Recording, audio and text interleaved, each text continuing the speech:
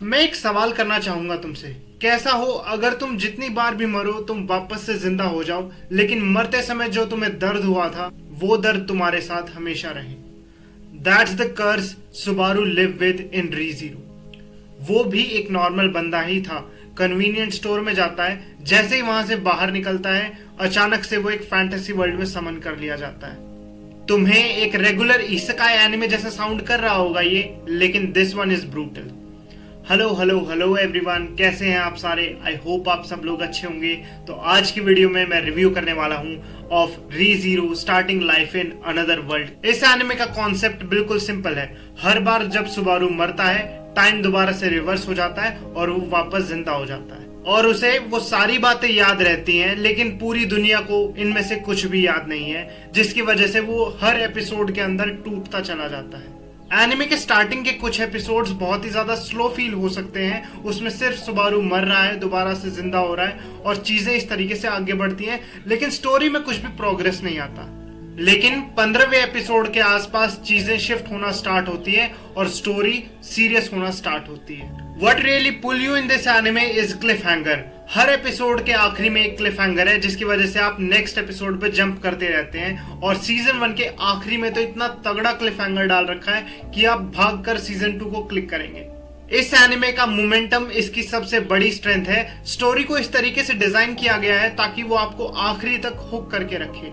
अब स्टोरी में बहुत सारे कैरेक्टर्स हैं। कुछ पर्टिकुलर कैरेक्टर्स की मैं इन डेप्थ बात करना चाहूँ तो सबसे पहले बात करते हैं सुबारू की, उसकी सफरिंग के बारे में, उसकी ग्रोथ के बारे में। एनिमे के स्टार्टिंग में सुबारू बहुत ही ज्यादा अनोइंग कैरेक्टर लगता है, बहुत ही ज्यादा क्लूलेस है, जगह जगह चिल्लाता रहता है, बहुत ही ज्यादा केयरलेस है, लेकिन हर बार जब भी वो मरता है उसका पेन हमें फील होता है। अब बहुत सारे टाइम लूप एनिमे के अंदर जितने भी एमसी होते हैं वो बहुत ही ज्यादा मेंटली सफर करते हैं, लेकिन री जीरो के अंदर हर एक पैनिक अटैक, हर एक पेनफुल फीलिंग और डेथ का जो एक्सपीरियंस है वो बहुत ही ज्यादा हैवी फील होता है। इससे हमें पता चलता है जो पावर है रिटर्न बाय डेथ वो एक कर्ज नहीं है, वो एक पनिशमेंट है जो सुबारू भुगत रहा है। इसके अलावा हम दूसरे कैरेक्टर जैसे एमिलिया की बात करें तो लेट मी बी ऑनेस्ट, मुझे वो बिल्कुल अच्छी नहीं लगी, क्योंकि उसने 2 सीजन्स के अंदर कोई भी रिमार्केबल काम नहीं किया। आई नो कुछ मूवमेंट्स थे उसके, लेकिन वो इतने ज्यादा मेमोरेबल भी नहीं थे। और दूसरी तरफ हम रेम की बात करें तो वो प्रोटेक्टिव है, बहुत ही ज्यादा लॉयल है और स्वीट है, और वो एक्चुअली इंपैक्ट करती है प्लॉट को। एंड द सीन जहां पर वो कन्फेस करती है अपनी फीलिंग को इज अनफॉरगेटेबल।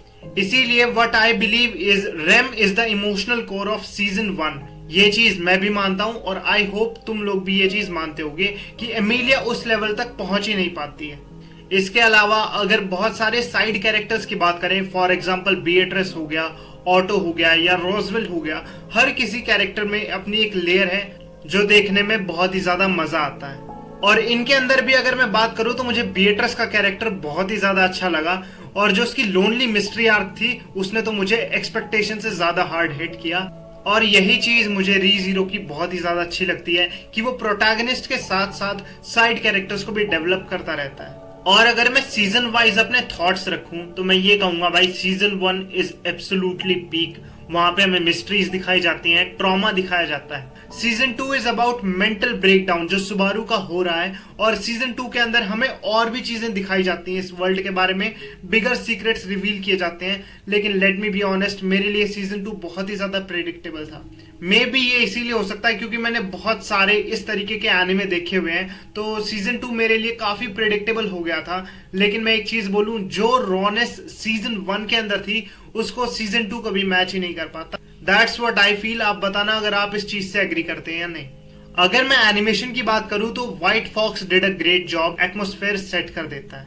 और अगर मैं म्यूजिक की बात करूं तो ये वो चीज है जहां पर री जीरो बहुत ही ज्यादा शाइन करता है। Stay alive, call of silence या साइलेंस बिफोर डेथ, ये ऐसे म्यूजिक हैं जो मैंने बहुत टाइम बाद सुने हैं और शायद ये मेरे साथ मरते दम तक रहेंगे। तो भाई मैं यही कहूंगा कि री zero is not about power ups, ये इमोशंस के बारे में है। ये एक ऐसे इंसान के बारे में है जो हर बार गिरता है और हर बार गिरकर खड़े होने की कोशिश करता है, इवन दो पूरे वर्ल्ड को उसके पेन के बारे में नहीं पता। सो अगर आप में थोड़ा सा पेशेंस है और आपको स्लो बर्न एनिमे अच्छे लगते हैं तो this anime is for you. सो जाने से पहले मेरा एक सवाल है, एमिलिया और रेम, तुम्हें कौन सा कैरेक्टर अच्छा लगता है? कमेंट्स में जरूर बताना। और एनिमे रिलेटेड बातचीत के लिए भाई कमेंट्स खुले ही हैं, तुम कोई भी बातचीत कर सकते हो, कोई टॉपिक का सजेशन दे सकते हो।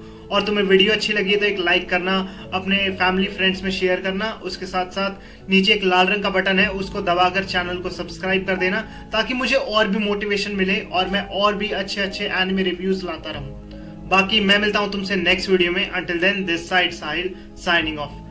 Thank you so much.